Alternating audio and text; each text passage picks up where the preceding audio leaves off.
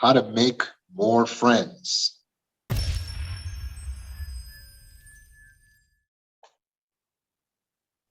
I was in the 4th grade, and there was one thing on my mind, and that was the roller skating field trip that we had coming up. This wasn't just any roller skating field trip, you see, because being that I was now a big kid, I mean, 4th grade, we're going to be doing couple skating. Couple skating, if you don't know, if you missed the 4th grade, that's where boys get to skate with girls. And so this was something that was very important to me, and I already knew who I wanted to skate with. Her name was Jennifer Ritchie. Jennifer Ritchie was a straight A student who was the opposite of me. She paid attention in class, and I found her to be absolutely adorable. I remember right where she sat, right in the front of the class, and I had a crush on her. So I had all these nerves, and I told my parents, I said, we got couple skating coming up, and I really want to be able to invite Jennifer to couple skate with me. And my parents were like, yeah, you should. I'm like, I don't know. How am I going to do that? No, I don't know. What am I going to say? This was something that gave me a great deal of anxiety because I really liked Jennifer. And my parents said, you know what you do? They said, you go in there and you walk right up to her and you say, Jenny, I'm the coolest guy and you're the coolest girl. So why don't we go couple skating together? And I remember thinking, is that going to work? So I tried it. I went to school the next day and I gathered up the nerve and I saw Jennifer. She was by her little locker. And I went up to her. I said, hey, Jenny, I'm the coolest guy and you're the coolest girl. So why don't we go couple skating together? And she turned around and looked at me and said, ew, no. She booked it, slammed her locker and walked away. I remember standing there in the dust, crushed. I was absolutely heartbroken. How could my parents have failed me like this? By the time I got home that night, I was in tears. I felt so rejected. And my parents were like, well, what's wrong? And I explained to them, I did what you guys told me to do. I go in, I tell her, I'm the coolest guy, you're the coolest girl. Why don't we go couple skating together? And I remember my parents looked at each other like, they always looked at each other like, wow, he actually did what we told him to do. He actually took our advice. And then they looked at me with just, in my opinion at the time, a lack of empathy. And they're like, well, Roman, you're a guy. You got to get used to rejection. And I thought, what sort of sexist nonsense is this? I absolutely was not happy. That sounds horrible. I'm a guy, so I just have to get used to rejection. That's my lot in life. Like, I just need to go around. This feels off. Do they not understand the pain that I am in right now? How are they just going to say, you got to get used to this? I could never get used to this, I thought to myself. Now, as an adult, still a guy, I did get used to rejection. It turns out, in my parents' odd, quirky advice, they were onto something. They were basically right in what they were telling me. It's just, I was not prepared. I did not have the fortitude to be able to understand or know this is a part of what making friends, forming relationships is all about. you do have to have unshakable confidence, which is what they were trying to teach me to be.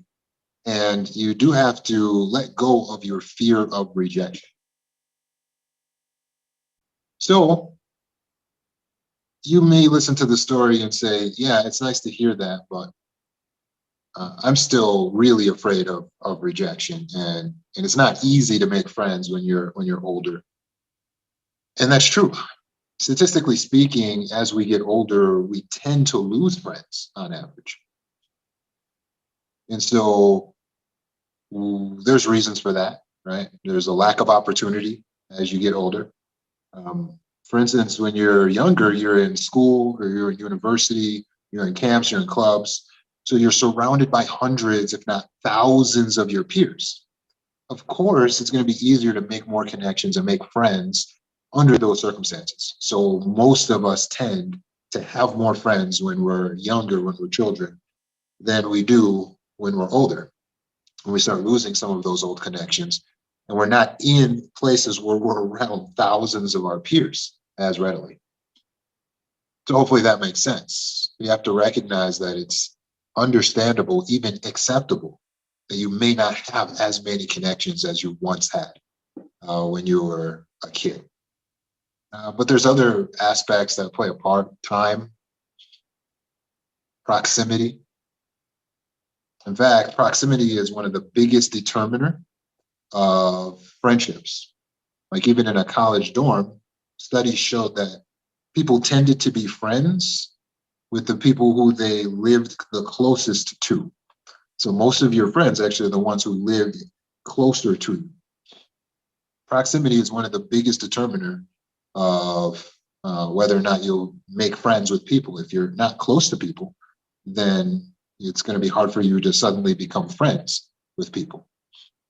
So when you think about what happened with the pandemic, for instance, and social distancing, it's creating less closeness and less opportunities to make friendships. So if 2020, for instance, had been a normal year, then 2, 3 years later, where you may find yourself now, you would naturally have made more connections, but it was not a normal year. So keep that in mind if you're looking at your life and thinking, hey, why don't I have as many friends as I would like to have? It's okay.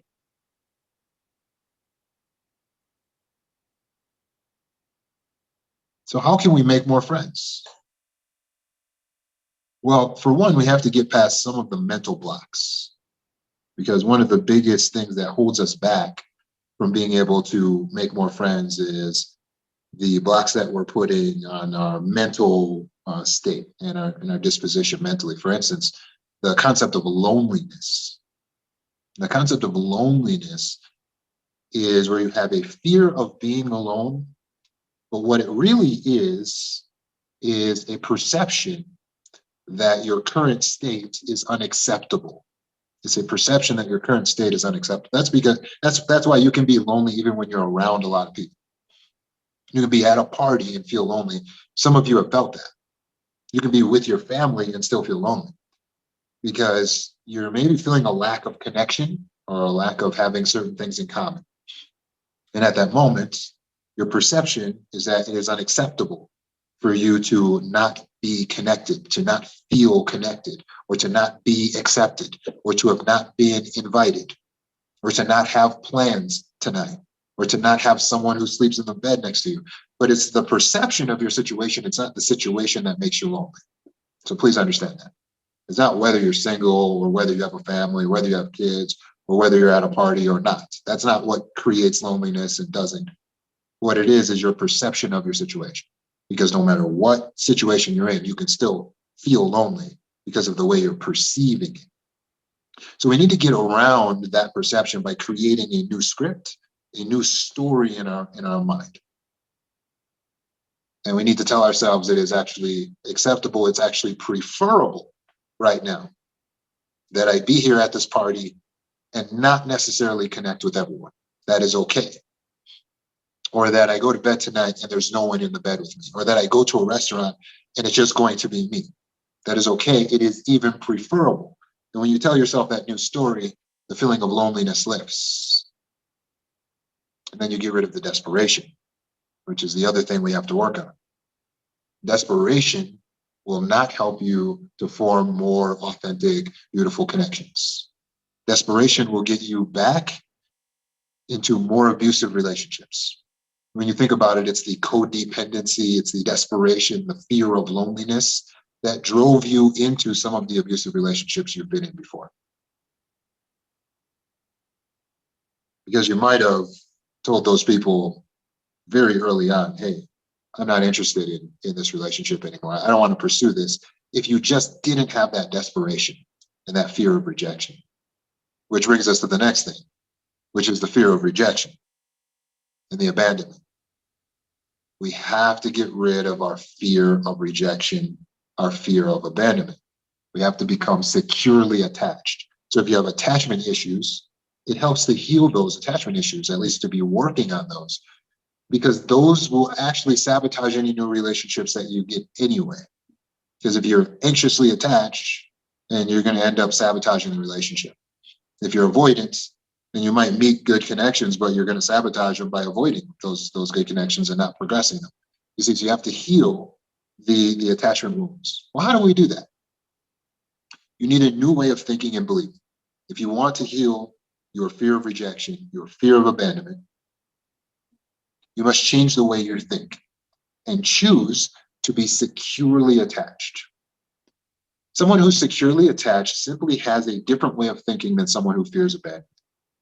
Someone who's securely attached, as we talked about, has the mindset of rejection is a part of the game, not just for men, for women as well. We need to get used to rejection. We need to not fear it. We need to learn to embrace it. As uncomfortable as it may be, we need to pursue rejection faster. What can mess us up is when we're trying to avoid the rejection, we become so good at avoiding the rejection that the relationship progresses, and then we wish it hadn't. And now we're stuck in a relationship that really should never have progressed to the point it is, because we were so afraid of being rejected or losing someone or being alone. If you let go of the fear of being alone, and you say, it is acceptable for me to be by myself. In fact, I prefer it. And you let go of the fear of rejection. You say, hey, that's part of the game. This is a numbers game, and I need to move through these people so I can find my perfect match. And you let go of the fear of abandonment. You say, actually, I want to be abandoned by abusers and narcissists and people who I don't connect with and that I don't really like.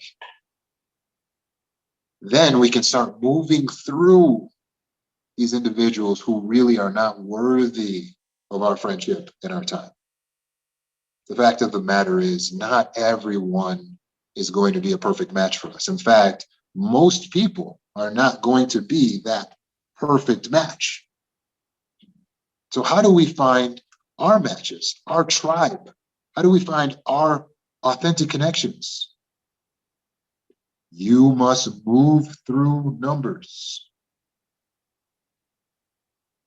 The way that you're doing it is not working. Sitting scared. I don't know. I'm scared. I don't know. Should I do this? I don't want to go up to them. I don't want to approach them. I don't want to make friends. I don't want to join that activity. I don't know. And then you get one connection, and then you, oh, let me hold on to this. I just hold on to this. I don't want them to leave. That doesn't help you to get the secure connections, the authentic friendships that get you in an abusive relationship at best. We have to move through numbers.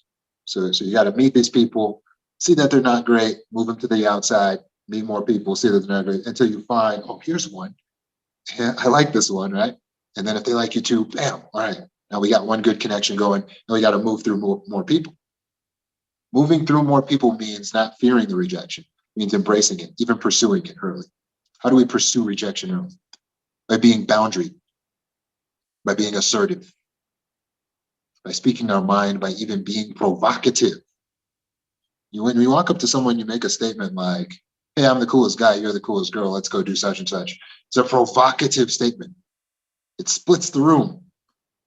They have to make a decision at that moment. Am I going to like this and like this guy, or am I going to totally dislike this?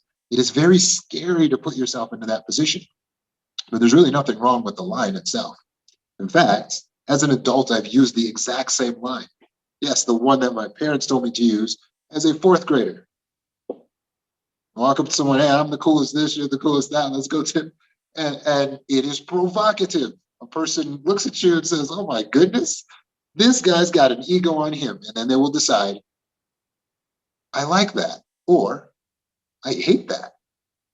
And they're gone, or we're connected. That simple.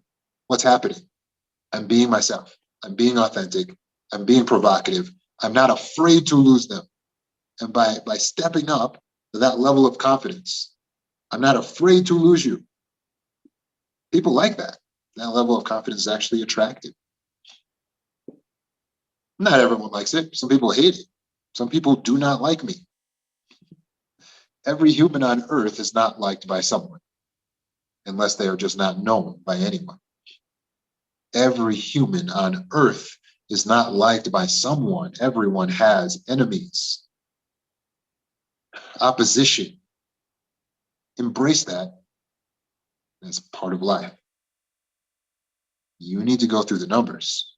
You need to meet as many people as possible and find out, are you an op or are you a part of my future tribe? And you only do that by being authentically, unapologetically yourself.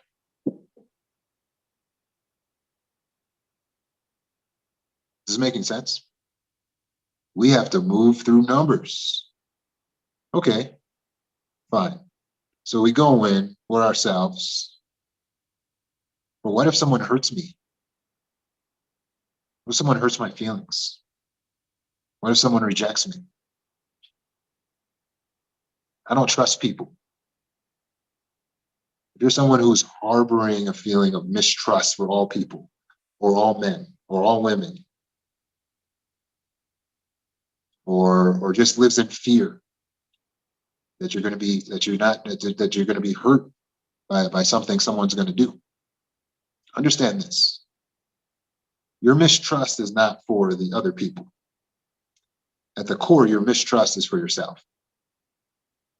You do not trust yourself to be able to handle what they throw at you. You do not trust yourself to be able to handle the rejection. That's why you fear rejection. Not because of them, because of you.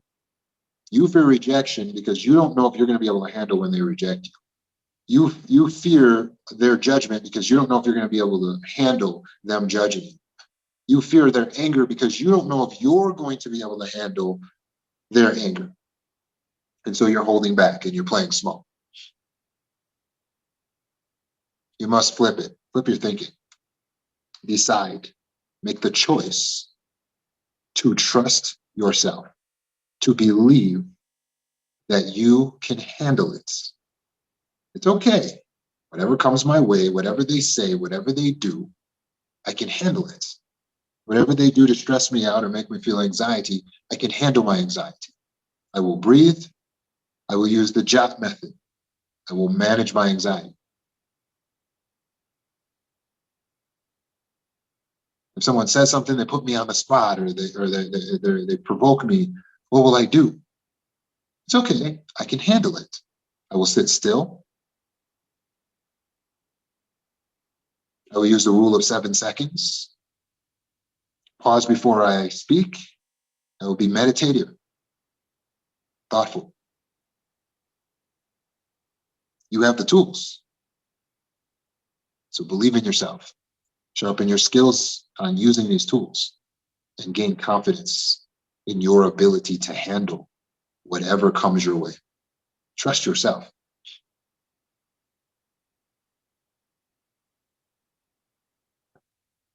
Finally, you're going to need some propitious thinking, because it helps to have a nice fluffy ego when we go out into these public situations. So instead of telling yourself, oh, nobody likes me, the reason I'm not invited is because I'm unlikable, I'm unlovable, I'm not worthy of love. If even my mother didn't love me, then how can anyone else? If even my father doesn't love me, then that means that I'm just totally a lost cause. Instead of giving yourself these stories, these are detrimental stories. Tell yourself propitious stories. The propitious stories are the stories that are beneficial to the self. You must give yourself propitious stories, propitious statements, propitious thoughts and questions, ones that are to your benefit, that build you up in order to be strong and confident. That's the key to confidence. If you ever wonder, man, how's that guy so confident? He's confident because all he keeps thinking to himself is about his gift. He's like, man, I'm so good at basketball. I'm so good at basketball. I'm so good at basketball. That's what makes you confident. It's what you focus your mind on. The same person can be not confident in another situation. You put that guy in an algebra class, and if he's not good at algebra, now he loses his confidence. It's all where you focus the mind. If you feel like you can't and you're not able, you have no confidence. When you feel like you can and you are able, you have confidence. The feeling comes from the thoughts. The thoughts need to be focused. You control the thoughts. So what are you going to think about? How about, I'm generally pretty likable? How about, I don't care if people like me because I like me? How about, I'm pretty funny? I have a good sense of humor. How about, I am so empathetic and kind? How about, I'm a catch? Someone gets me as a friend or as a girlfriend, they really found a good one because I am so loyal. I am so loving. I am so kind. I am so helpful. I am so compassionate. I'm intelligent. I'm smart. Why do we need to tell ourselves these things? Because if you do, you'll walk in the room different. And your thoughts will create your reality. You will create a reality for yourself that is propitious because your thinking is propitious. Imagine the difference of walking in the room thinking, I am lovable. I am very lovable. I am very likable. I have a lot to offer. You're walking into the room thinking that. Think about how you would stand. Think about how your posture would be, how your face would be. Think about how you'd be treating people. You'd be kinder. You'd be smiling more. You'd be making more eye contact. You'd be connecting. You'd be easier to approach and to connect to. If you change your mindset to the negative, detrimental thinking, nobody likes me, I'm not likable, even my mom didn't like me, even my dad didn't love me. If they couldn't love me, then no one could love me. How will you walk? How will you stand? You're walking to the room different, right? And you'll be off in the corner and you won't approach people. And then when they approach you, you'll assume they're not going to like you. So then what are you going to do? You're going to be unlikable. You're just going to be short in the way you answer questions. You're going to change your whole reality because people are going to say, I don't like him. It's the same guy. The thoughts change. Same man, different thoughts. That is you. You can walk into a situation, a woman with confidence, because you're forcing yourself to think about all of the good things about yourself. I'm like, well, I'm doing great in my career. I have this. I'm so happy I got this. Da, da, da, da. I'm so glad to be here. I'm so full of gratitude. And then bam, you walk into this situation with all of these thoughts, and you're just like, hey, and people are like, hey, and there's like all this positive energy bouncing. So take the detrimental thoughts, toss them in the trash. They do you no good. If you thought that they were helping you because they made you more humble, they're not helping you be humble. No, that's not helping you. If you thought that they were helping you because they were protecting you from being hurt again, no, they're not helping you. Throw the detrimental thoughts in the trash. They're doing you no good. Build yourself up a little bit. Self-aggrandize a little bit. Say, I am really great. I am really something special. I really have something to offer. Tell yourself that. Oh, yeah, but you know what? I don't believe it. You don't always believe all the compliments you give to children when you're acting like their picture was the greatest thing. But you do it anyway.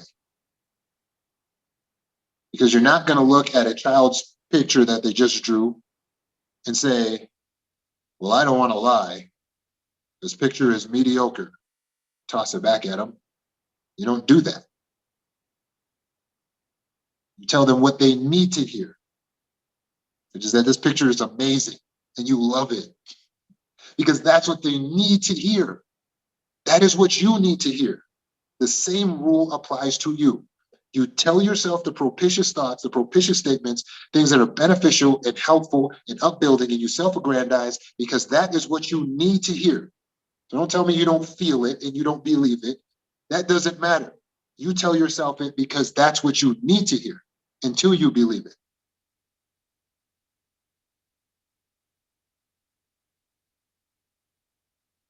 In the end, we're all telling ourselves stories anyway. So you might as well make your story one that's helpful, one that's good. All right. But that still doesn't tell me how to make friends. Give me the practical, Roman. Where do I find these people? Well, you can meet people in a variety of places. A great place to meet people on a practical level is by using apps like this, like Meetup. That's where a lot of people found me. You use Meetup and you find activities and groups, especially where people are open to making new friends. They're in the activity or the group because they want to make new friends. So those are the groups that you want to join. Anything that you have an interest in learning more about or you're already good at, those are your groups. Because then you're already going to hit something, you have something in common with the other people in the groups. If you like going to bars, clubs, restaurants, go to places that have long lines. You stand in the line. It's easier to start a conversation with someone when you're standing in line next to them. Go toward the people. If you're at a concert where everyone's sitting in the grass, don't go to an empty area where there's no people. Go toward the people. Set your blanket up where there's people at. Be where the people are. That's how you make your friends. You got to walk up to where they're at. Right.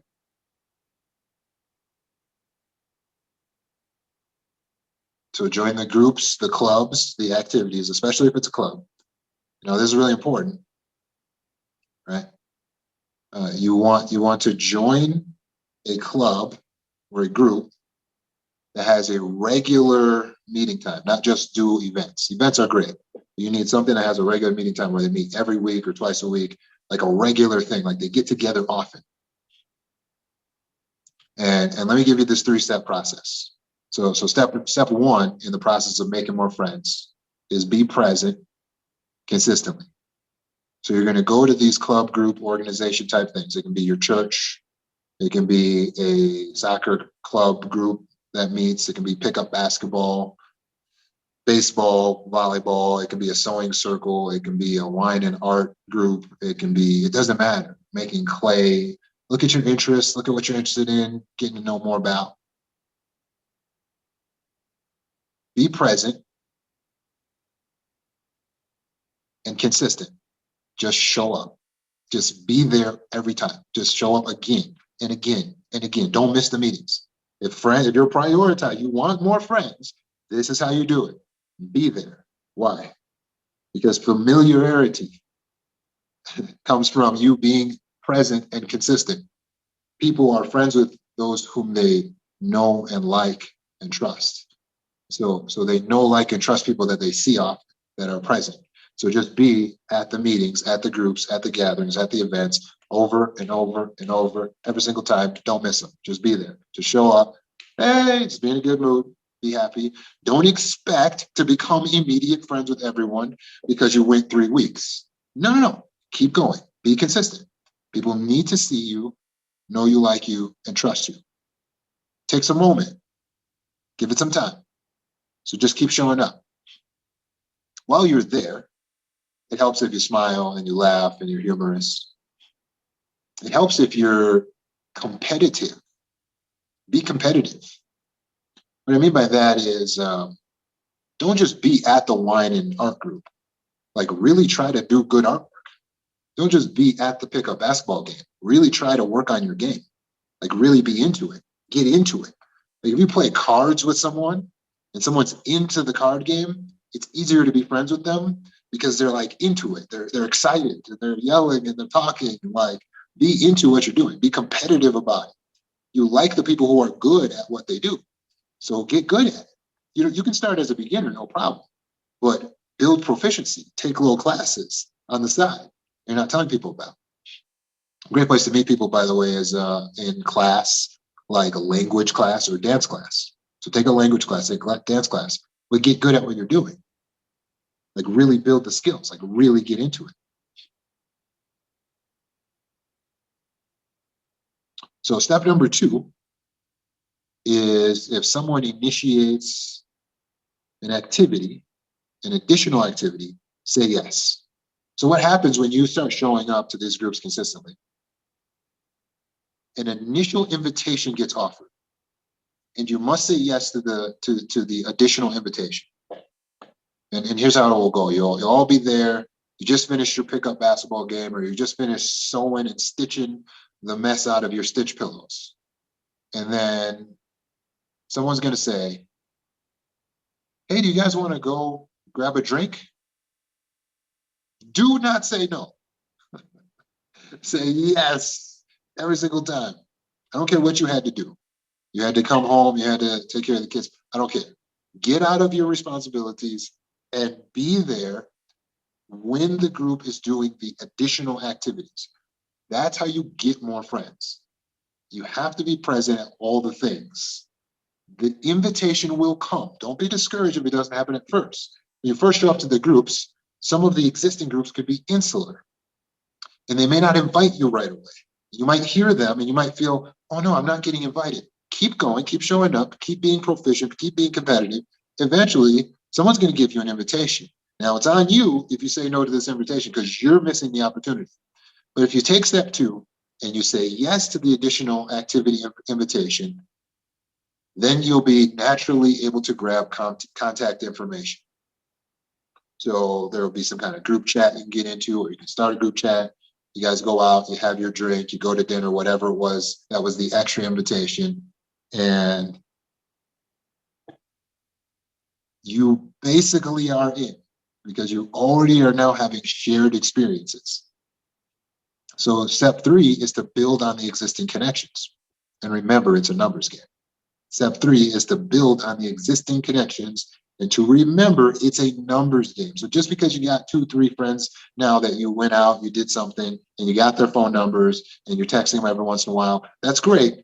But don't get so hung up on just these people. This is a numbers game. You need to do this with lots and lots of people and move through lots of people before you find your real favorites. If you watch the video on attachment, on how to overcome attachment issues, I told you about the social experiment that I ran. And I did this. I joined a community group or whatever. They were organizing sports. I went out. I found the sport that I liked. I kept showing up, right? And then what happened? I made something like 25 initiated attempts at creating a friendship. And I just kind of took notes so I would have numbers that I could show you. And I go through the numbers on there in more detail. But what it basically broke down is about half of them, nothing came of it because I either didn't like them or they didn't like me.